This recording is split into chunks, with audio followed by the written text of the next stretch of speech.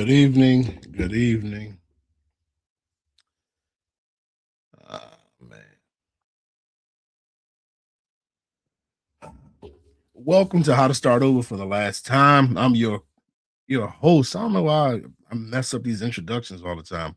I am your host, Coach Nkrumah. I am your alignment and identity coach. And here on this podcast, we give you the insight, the tools, and the knowledge to make your next restart your last restart. So, again, welcome to How to Start Over for the Last Time. Tonight, and I know every night I say this, we're talking about something I'm very, very excited about. Got a question on my Facebook from a friend of mine. He asked me, what is unprocessed trauma? And what I realized is I talk a lot about things that the average person might not know. I talk about the nervous system a lot, and I know that's something that I didn't know up until a few years ago. I didn't know the intricacies of the nervous system, what it did, and everything. So tonight I decided we're going to do the nervous system episode. So if you're listening to this, if you're watching this, share it with some people. I want this episode to be something that people go back to so they can understand what is going on. Why do I keep collapsing? Every time I feel like I'm moving forward, I'm feeling motivated. I done changed my routine, but then I just start feeling bad.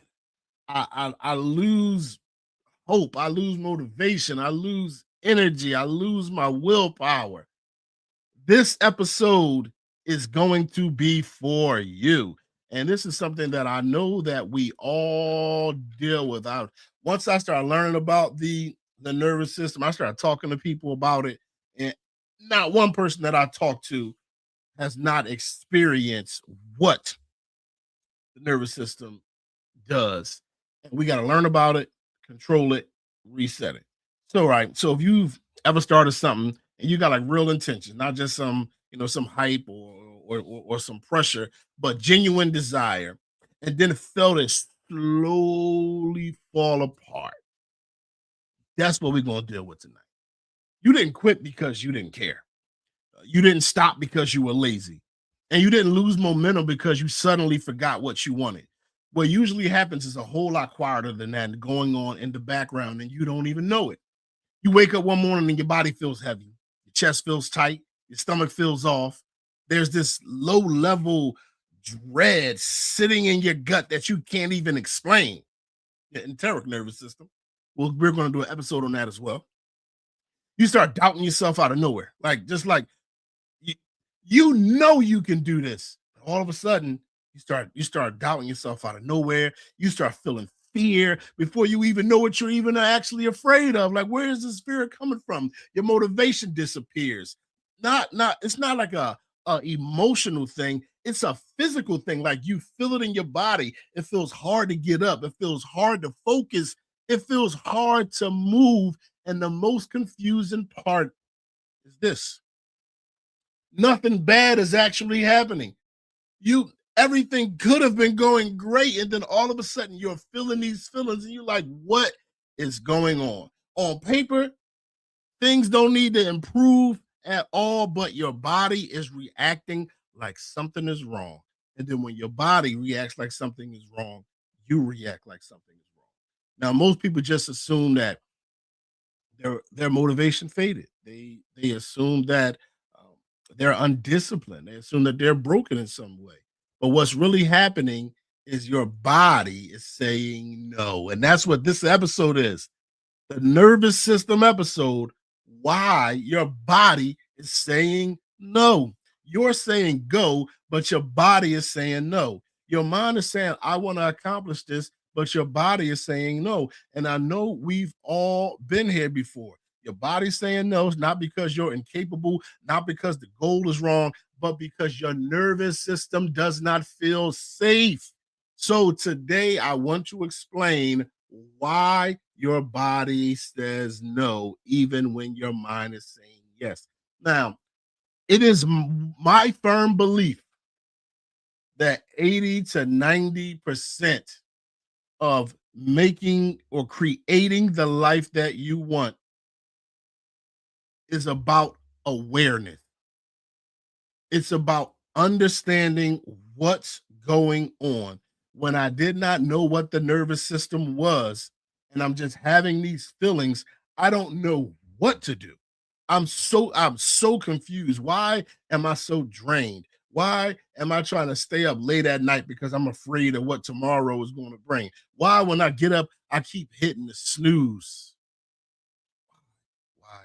Why? Once we start to understand that awareness, immediately it removes the guilt, it removes the shame, it removes all the questions, and then you can instantly turn those things around. So what is the nervous system? Now, firstly, the nervous system is not a mindset.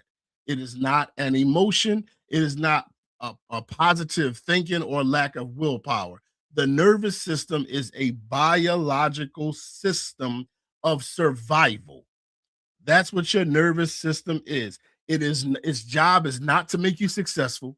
Its job is not to make you happy. Its job is to keep you alive. That's it. That's your nervous system. Is if you're walking through the woods, you think you see a snake, you get afraid, you feel that fear, you take off running, and then later on you realize that wasn't no snake, that was just a tree branch. But your nervous system said fear. I mean, it said unsafe. So your nervous system sends like a red flag throughout your entire body to keep you safe. But it also does that for things that don't have anything to do with life or death. And that's one of the biggest, how do I word this? That's one of the biggest struggles with a human is also what makes us great, and that's imagination. Our imagination is what sets us apart from the rest of the animal kingdom, and we can do amazing things, but we can also use our imagination to keep our body living in the stress response. So the nervous system is constantly scanning your internal state and your outside environment for safety or threat. And it does it automatically. You don't control it at all. In short, the nervous system is the part of your body that decides whether you feel safe enough to move forward or tense enough to pull back long before your thoughts get involved. These things are happening instantaneously. You're feeling it, you're moving off of the feelings, and you're not thinking. In fact, the conscious part of your mind is turned off somewhat. So you don't consciously decide how your nervous system reacts. It decides first, and then your thoughts will catch up later. Like I said, later on, you'll look back and you'll realize it was a tree branch and it wasn't a snake. At the center of this system, your nervous system, is the brain and the spinal cord, which together form your central nervous system. This is where information is processed and decisions are coordinated. Now, again, these are not conscious decisions. These are subconscious decisions. And this is what we're talking about tonight, understanding why and when your body is saying no. So, connected to that is your peripheral nervous system, which carries signals between the brain and the rest of your body. But the most important part for understanding why change collapses is our autonomic nervous system. Now, this system runs in the background. It controls your heart rate, your breathing, your digestion, your energy levels, hormone release, immune response, your muscle tension, and everything you do without thinking. You're not manually operating the system, it's operating you. So that right there can let you know why resistance often feels physical instead of mental, because this stuff is taking control of your body. Now, I tell a story all the time, and I probably already told on this podcast. but I gotta tell it again to really get us to understand this. The autonomic nervous system. How I even stumbled across the autonomic nervous system is because one day I was walking, and I when every time I tell a story, I say I wasn't high. I don't get high. I was walking, and as I was walking, I looked down and I said, "What is controlling my legs? I am not telling my legs to go, but they're just up and moving and moving. And I'm going block to block and turning." And I stopped. And I'm like, well, I can control my legs. But once I start walking, it's like they control themselves. What controls my legs? And what I found was it's the autonomic nervous system. Once you set the goal, your autonomic nervous system takes control of your body. So when I say, all right, I'm going to go and take a walk, my autonomic nervous system says, all right, that's the goal. That's what we're going to do. I never consciously say, I'm gonna push up out my chair. I'm gonna move my right leg. I'm gonna move around this desk. I'm gonna leave this room.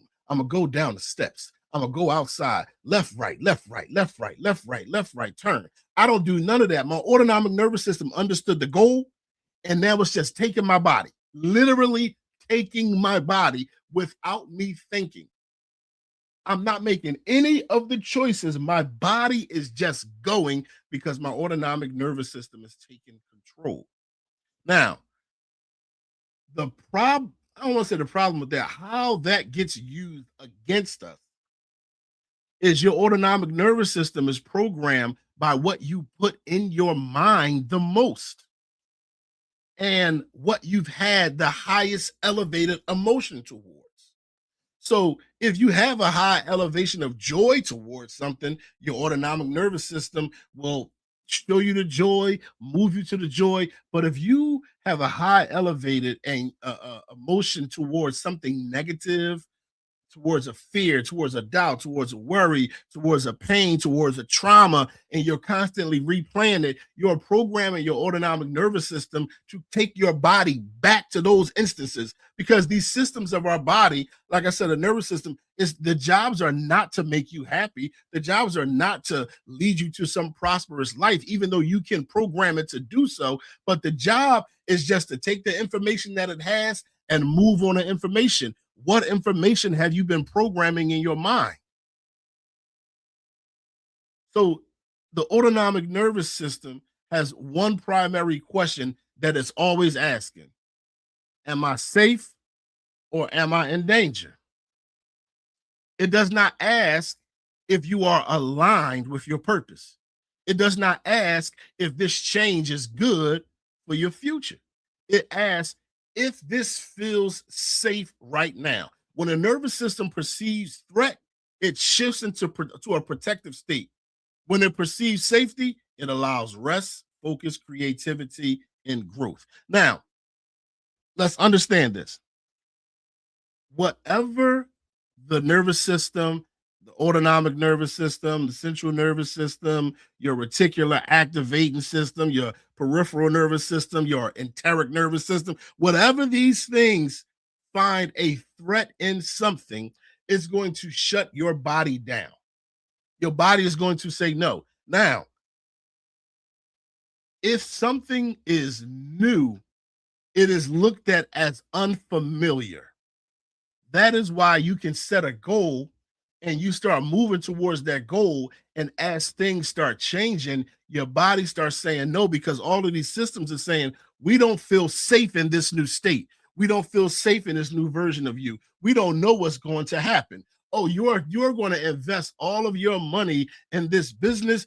What if you fail? What if you lose everything? And so when you thinking about moving to a new city for a new job or new opportunities, all of these systems are sending that red flag saying, ho, we don't understand this. This is unfamiliar to us. So what we want to do is shut you down to keep you from moving into this unfamiliar space and protect you from the possibility of physical, mental, or emotional harm.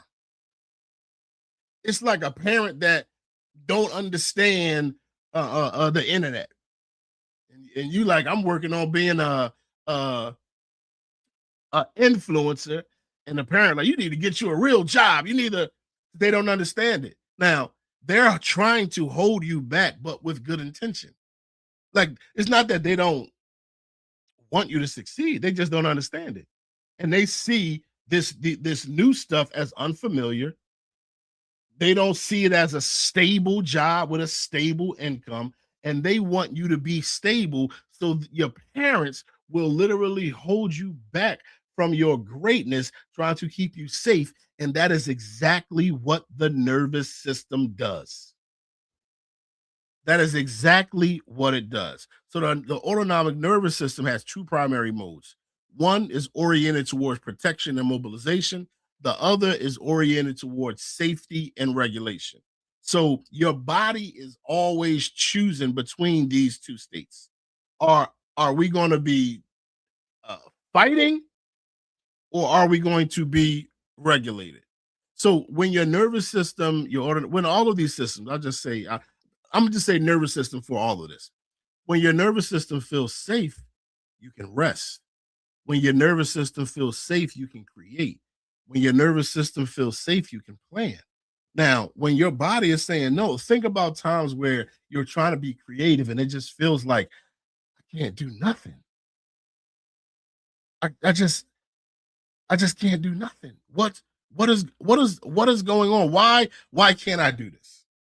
I was listening to Mel Robbins podcast and she quoted somebody that says, you only have a certain amount of energy right now because you're using the rest of it to survive.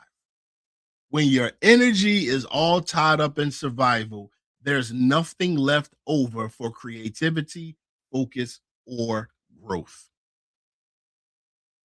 So your nervous system is spending all of its energy trying to protect you from whatever it believes is a threat, and all of that energy is being used and you don't have nothing left. That's why you don't feel motivated. That's why you don't feel positive. That's why you feel fear and worry. That's why your chest is tight. That's why your stomach is in knots. That's why you're feeling anxious, because the nervous system doesn't feel safe. And if the nervous system doesn't feel safe, it's going to make you not feel safe in order to prevent you from doing what it is that it's afraid of. Now, what the nervous system does when it senses threat, when the nervous system detects threat, whether that threat is physical, emotional, or perceived, it literally triggers a chemical response. So this is not some abstract stuff. This is, not some mystical stuff. This is something that's measurable by biology.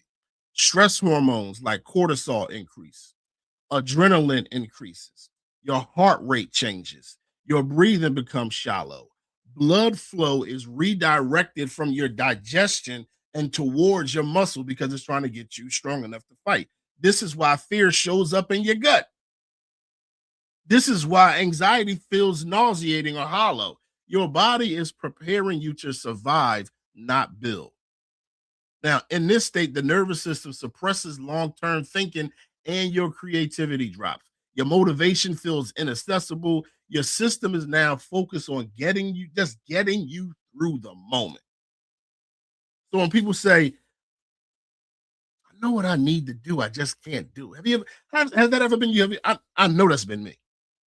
I know exactly what I need to do. I'm a strategic planner. I'm a coach. Oh, I can help you create the perfect plan. But that's because I have no emotion attached to it. I can coach you through anything because I have no emotion attached to it. My nervous system isn't attached to it. But when it comes to me, I got to learn how to regulate. Well, we all have to learn how to regulate our nervous system. But what I'm saying is, I've been there where I know exactly what to do, and I just can't do it. This is the nervous system prioritizing survival over progress. This is why your body says no. Now, as I started off, this whole pod tonight started from someone asking, what is unprocessed trauma? What actually is it? So when people hear the word trauma, They usually think of extreme events, big moments, obvious disasters, things that can ruin or change somebody's life just in an instant. That's not how the nervous system defines trauma. And this is going to really be key here. Trauma is not about what happened. Trauma is about what your body could not complete or resolve at whatever time. From a nervous system perspective, trauma is just unfinished business. When something overwhelming happens and your body does not feel safe enough to fully respond, process, or release the experience, the nervous system keeps it stored as a present tense threat, not as a memory you think about, but as a state that your body stays in. Now, the way I always explain this is like nostalgia. Whenever I hear, and I'm dating myself, but whenever I hear Will Smith's Summertime, oh, my body go right to 1992. This, as soon as it get hot, I turn it on. That's when the summer don't start till I listen to Will Smith's Summertime. In the summer of 2026 this year, when I turn it on, guess what? My body's going right back to 1922. I'm remembering when the song first came out. I'm remembering the cookouts. I'm remembering the plateau. I'm remembering everything that he's explaining in this video. I'm feeling so good. The nostalgia, the nostalgia of Bobby Brown music so good. People going to go see him, and he can't sing or dance no more. But the nostalgia, we all understand nostalgia. But the nervous system, that's a nervous system thing. But the nervous system also works in reverse. The moment you think about anything that happened in the past that wasn't pleasant, it makes you feel just like you felt back then. It's like screenshot. When you take a screenshot of what's on your screen, your nervous system takes a screenshot of your body, of every hormone, every chemical that's released is a screenshot of that connected to a feeling, connected to an experience. So anytime you have an experience, this is what a trigger is. Anytime you have an experience that is something like the experience that you felt before, your body produces that same screenshot so you feel it as if it's happening right now. And that's why trauma is not primarily remembered with words. It's remembered with sensations. It's tightness, it's dread, it's hypervigilance, it's numbness, it's fatigue, it's that sick feeling in your gut. Scientifically, what's happening is this. The nervous system learned that a certain experience, emotion, environment, or pattern was dangerous, but it never got the signal that the danger ended. I'm gonna tell y'all a personal story. When I was 10 years old, my father and I loved the song The Ghetto Boys. This year Halloween fell on the weekend. Man, what's the name of this song? Man, Ghetto Boys are trick or treat. And man, why can't I think of the song? The name of the song. I know the lyrics. My father and I loved this song. And back in the day, we didn't have no Apple Music or none of that. So I got a tape and I waited for it to come on the radio and I recorded this song. And I wanted to give it to my dad so we can listen to it together. My dad got off work late. I asked my mom, could I stay up? Fell asleep. That same night, my father was murdered on my front steps. I never got a chance to give him that gift. And that became obviously that's traumatic. But the event, the fact that I could not give him my gift created an improper relationship I had with time where I'm always trying to get to the end of a thing because I believe if I don't get to the end of the thing fast enough, something bad is going to happen. So in therapy, I was able to recognize that. And what was suggested was me to imagine that night. I had thought about this night almost every day. You know, it's like my hero is gone, the man I'm named after, you know. And because I'm remembering this day, that trauma is hitting me over and over and over again, just like it happened today. And what was suggested to me in therapy was to envision that night differently. Envision him coming in the house. Envision me giving him the tape. Envision us putting it on. Envision us listening to the music. This last Halloween weekend. Imagine it. Imagine his smile. Imagine your smile. Imagine hugging him. Imagine just being there in that moment and imagine it until you feel the joy. And that is what's going to tell your nervous system that you're finally safe. 30 some years, my nervous system wasn't safe because I constantly replayed that night over and over. My nervous system never got a chance to heal, never got a chance to uh, you know, release the feelings. I continuously felt it. But once I did that imagination night after night after night, it was such a great feeling to just sit there and just see my dad smile and just see us in a room just just dancing and that is what told my nervous system finally that I'm safe.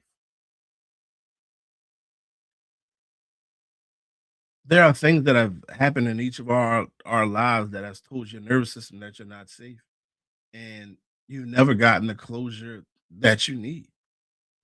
I can't give you a specific thing to do right now, but hopefully you can take from my personal story to create your way of imagining something to the point where your nervous system finally realizes that you are safe. So unprocessed trauma could look like a bunch of different things, right? You could be a child who had to stay quiet to avoid conflict. Like if you grew up in an environment where expressing yourself led to attention, punishment, or emotional withdrawal, your nervous system learned that being seen or heard was unsafe. As an adult, speaking up, setting boundaries, or being visible can trigger anxiety or shutdown, even when no one is attacking you. But your nervous system from that is still feeling away. You could have grown up where you're only praised when you're doing some kind of performance or you achieve something, but on the daily it's like you're nothing until you do something. So when love or approval is tied to success, your nervous system learned that rest or failure was dangerous. Now come on, 'cause this talking to me now, and I know it's got to be talking to some of you now. Slowing down, starting something new, or risking imperfection can trigger dread, procrastination, or exhaustion because your body associates worth with constant output. Let's say this again. When love or approval was tied to success, your nervous system learned that rest or failure was dangerous. Now, slowing down, starting something new, or risking imperfection can trigger dread, procrastination, or exhaustion because your body associates worth with constant output. You can't never sit down or take no rest because of the way you grew up. Your nervous system internalized that. Now, anytime you try to slow down, your nervous system starts to bother you. Your body starts saying, no, you got to get up and do something. Could have been in a relationship where emotional reactions were unpredictable. If affection, anger, or silence came without warning, your nervous system learned to stay alert at all times. Now, that can turn into overthinking, people pleasing, or pulling away when intimacy deepens because closeness still feels unstable to you. I'm coming down your row in a minute. Y'all know I'm a preacher. I'm coming down your row in a minute. You might have experienced a sudden loss or disruption and you didn't properly have time to grieve.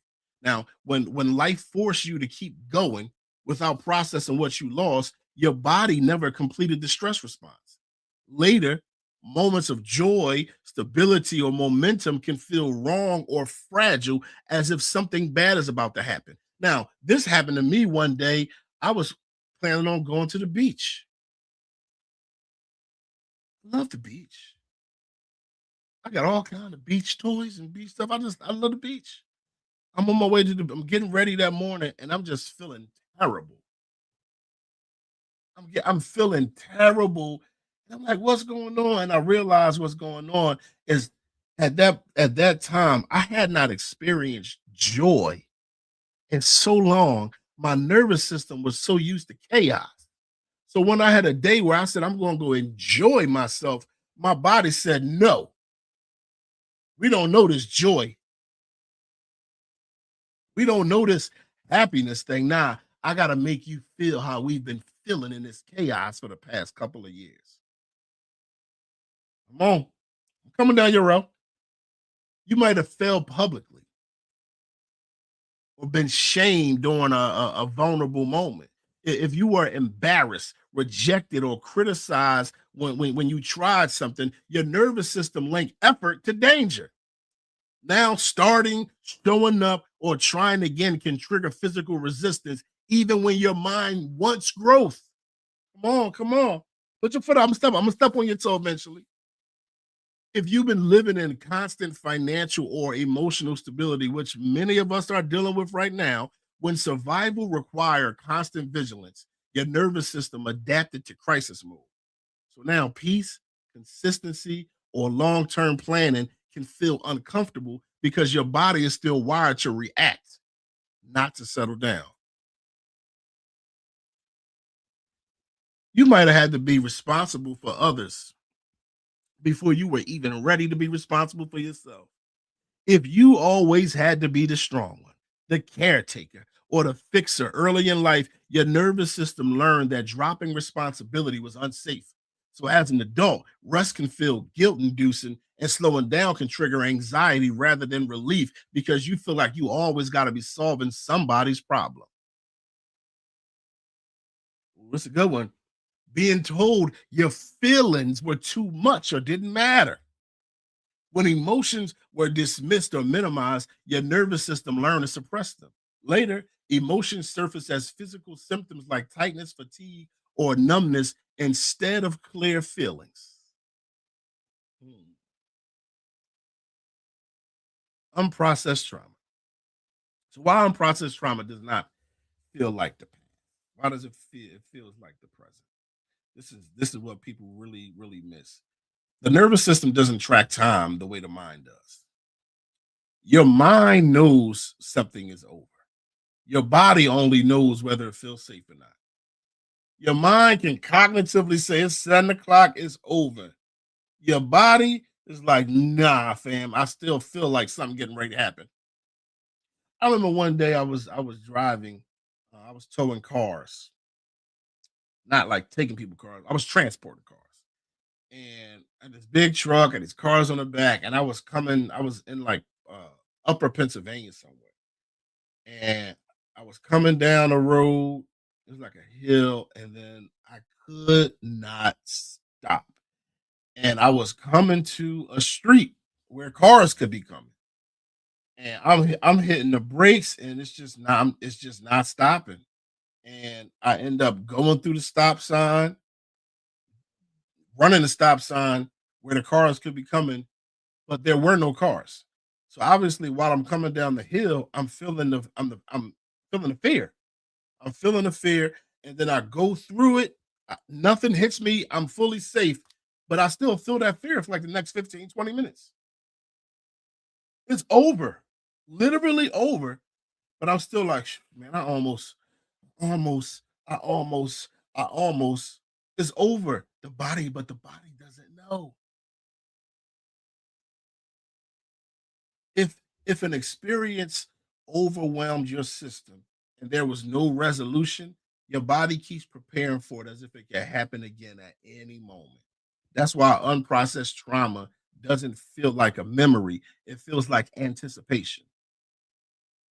You're not reliving the past consciously. Your body is preventing a or trying to prevent a future repeat. That's why people say things like, I don't know why I'm so anxious. I don't know why I shut down. I don't know why my body reacts like this. Your body is responding to something it learned, not something that's happening. So what's going on right now doesn't have anything to do with it. What does this look like in real life? Unprocessed trauma does not always show up as a panic attack or flashbacks. More often, it shows up quietly. It shows up as constant doubt, overthinking, procrastination that feels physical, difficulty resting, fear moving forward when things are even going well, losing energy right when the momentum starts to build. Oh, man. What's happening underneath is this: your nervous system is saying, last time we moved like this, something went wrong. Slow down. So your body literally creates resistance while your body is saying no, not to punish you, but to protect you. That resistance might look like fear, it might look like exhaustion, it might look like losing motivation, but at its core is your nervous system trying to keep you from harm. Again, that's my belief. 80 to 90% of the reasons why we can't move forward is because we are not aware. Once we are aware of what's going on, so I'm going through this so you can understand the nervous system, understanding why your body says no.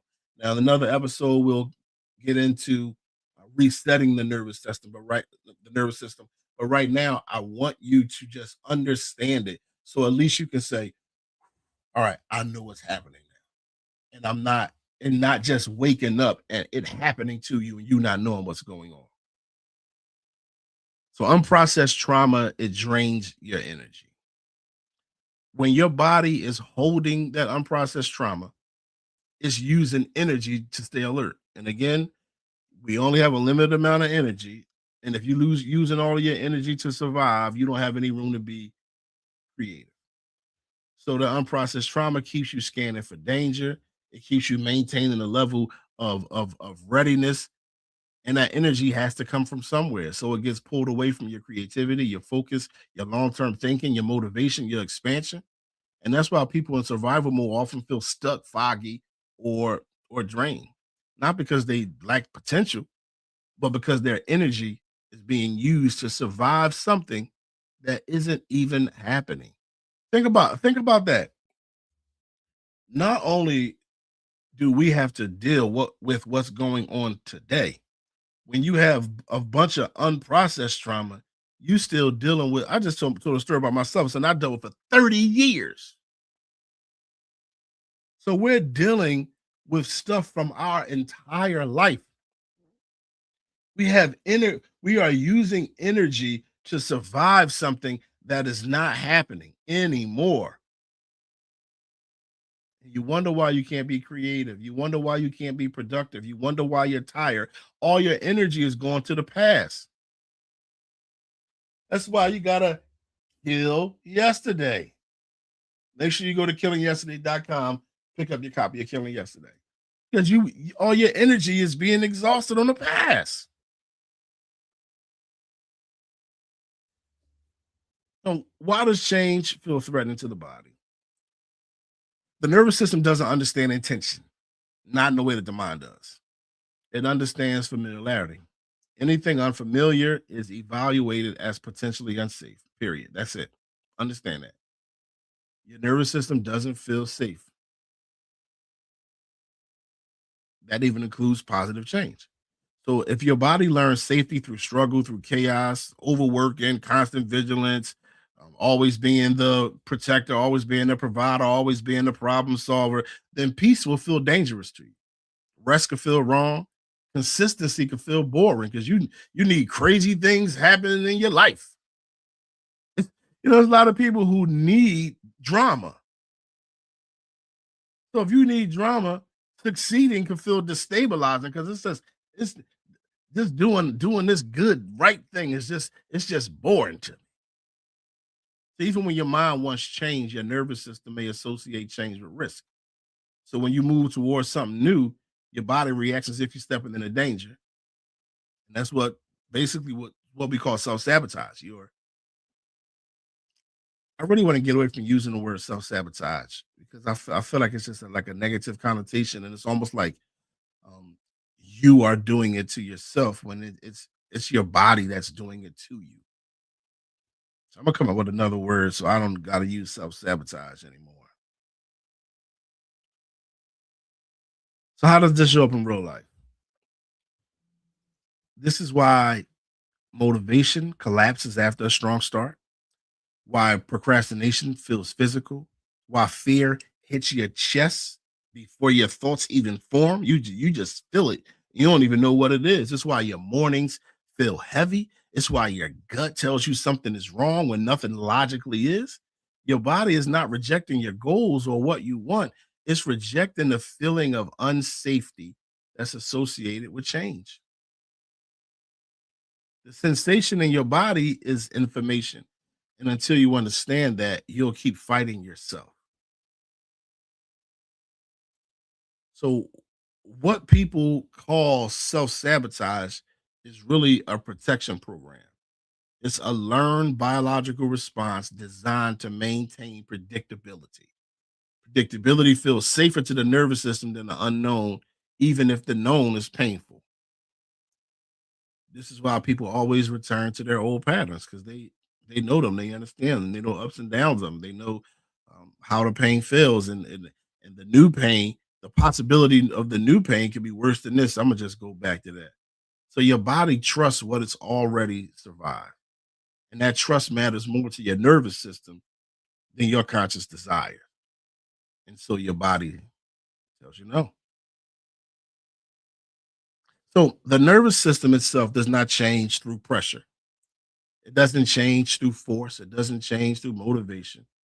It changes through safety, repetition, and regulation. Your body has to experience safety in the direction that you're moving. Now, it does not have to experience it in actual real life. It can experience it in your imagination. Like I said about myself, every night going into a meditation and seeing my father. Because your brain and your body doesn't know the difference between real life or imagine. So if you imagine, so that's why you can watch a movie that you know is a movie and cry. Like there's some sad stuff that happened, but you know it's not real. It's a movie. You got popcorn, but you can physically cry over something that you're watching because your body your body or your brain does not recognize the difference between something that's real or something that you are just feeling because you're seeing it, whether it's on a screen or whether it's in your mind. So small, steady signals teach the nervous system more than intensity. We be trying to fight it and just push through it. No, we have to create ways to make it feel safe. This is why slowing down often creates more lasting change than pushing harder. But sometimes you just gotta, you know what? I'm gonna take a couple of days off. I gotta rest. I gotta tell my body I'm not in war mode. Like we're living like we're in a literal war zone, and all we're doing is trying to accomplish something. When you stop fighting your body and start listening to it, resistance turns into information instead of an obstacle. That's why I said awareness is the key. If your body is saying no, I want you to know this right now. It's not betraying you. It's communicating. And when you learn the language of your nervous system, change stops collapsing. And it ain't because you tried harder, but because your body finally feels safe enough to come with you. So constant, gradual steps that's letting your nervous system know we're safe to take another step. We're safe to take another step. And once the nervous system believes it's safe, I think about when I was teaching my daughter how to ride a bike. Strangely, her fear wasn't falling. Her fear was daddy letting go. She never one time was like, I'm gonna fall, I'm gonna fall. All she kept saying is, Dad, don't let go. Dad, don't let go. Dad, don't let go. So I had to run beside the bike with my hand looking like it's holding a seat. And once she felt safe, I can stop running and she can ride on. And she's been riding her bike ever since. And that's what the nervous system needs. Your nervous system needs for you to create. And we're going to do another episode. We're going to do an episode. Maybe we'll do that tomorrow. Your nervous system needs to feel like somebody is running beside the bike, even though they're not holding a seat. They just need to feel safe. It needs to feel safe. And once it feels safe, you'll be able to ride through life like no other. No training wheels, nobody holding you. You'll be able to go wherever you want. This is the nervous system episode. Why your body says no. Oh man, thank you all so much for tuning in. Appreciate each and every one of you who are watching or listening. Make sure you stop by coachnkrumah.com and or killingyesterday.com. Pick up a copy of my new book, Killing Yesterday, right there, and start your journey of creating the life that you want and creating the version of yourself who can sustain it. It's Coach Nkrumah.